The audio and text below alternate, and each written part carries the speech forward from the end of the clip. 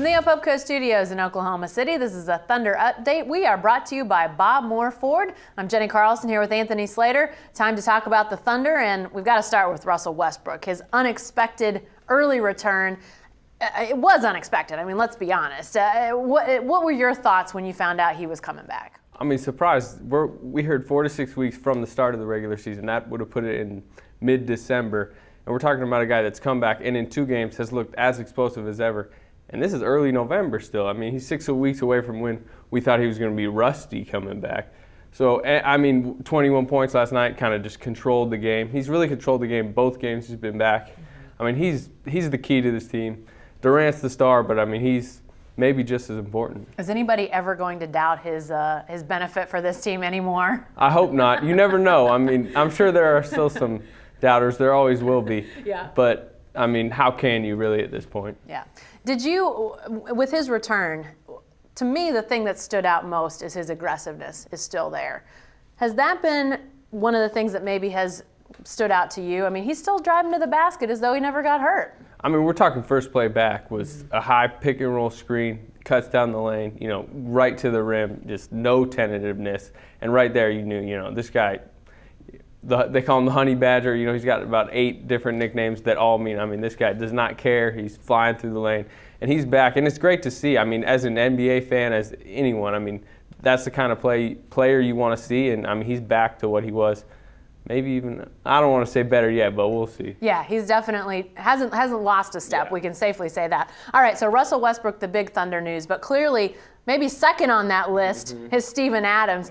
You've been driving the Steven Adams bandwagon since almost the beginning, but I think people are on board now. This guy looks like he's for sure the backup center. Is he angling towards a starting spot? Well, it's interesting. Last night, 20 minutes for Steven Adams, 14 minutes for Kendrick Perkins. So, they're at the worst kind of sharing the time now, and it might be one of those deals. Who's playing better in that game? Are the Thunder going small? Scott Brooks kind of is liking to go small more than usual lately. The fans are kind of clamoring for him to start. At this point, I think Scott Brooks kind of likes it. Keep Perkins happy because he's kind of been. You saw the tweet. Is he angry about his playing time? Whatever. So I keep him in the starting lineup. But he's been quick to sub in Adams at times. He played a lot in the second half yesterday, so I don't think he's going to grab the starting position immediately, but in the future I think it's pretty clear. We're talking about the future starting center of the Thunder. Is he better than you thought he would be? Yeah. He keeps raising his kind of ceiling, especially first year ceiling in my mind. He's better than I thought he was going to live in Tulsa, and then I kind of saw him early in preseason games, and like you said, I kind of started driving the bandwagon this guy can play now. Yeah. And then he keeps, last night he was great. He was maybe the best big on the floor. Not counting Dirk Nowitzki as big here, but best interior player on the floor. Yeah. He's just active. You saw the game. Yeah. And you speak about Dirk. He's given him a nickname even.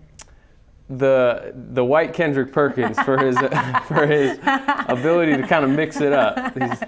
It's an interesting. I don't know if it'll stick. Kid Kiwi's been thrown out. I've offered up Crocodile Dundee, although I know it's the wrong country, I get that, but He's got about 8 of them. Well, he probably needs a year or so, and then it'll eventually filter out. Play a little bit more and get one, yeah. The best nicknames kind of just naturally flow in, and I haven't heard one that's kind of naturally flowed in yet, so we'll see. Well, keep us posted on that. As you drive the bandwagon, you'll know what's out there. So, all right, let's look ahead a little bit. Yeah. This Mavericks game was kind of the first marquee opponent, if you will, that the Thunder played. Look ahead for us. What's coming up these next few games? Well, they're at Detroit on Friday, which, doesn't sound like a marquee game, but the Pistons are pretty good this year. They got Josh Smith now, Brandon Jennings, a nice young front line with Drummond. So, I think that is actually going to be an interesting road test. They're back here Sunday against the Wizards, which is a team, you figure at home, you're probably going to beat. Next, I believe next Wednesday, they got the Clippers. Yep. That's the first big Western Conference contender they're playing because it's good. The Mavs are pretty good, but they're not necessarily considered a contender. That's the interesting one, and it's in LA. So that's kind of the next game to really look out for next Wednesday. All right. Thanks, Anthony. Sure, stay with the best coverage team anywhere at newsok.com and every day in the Oklahoman.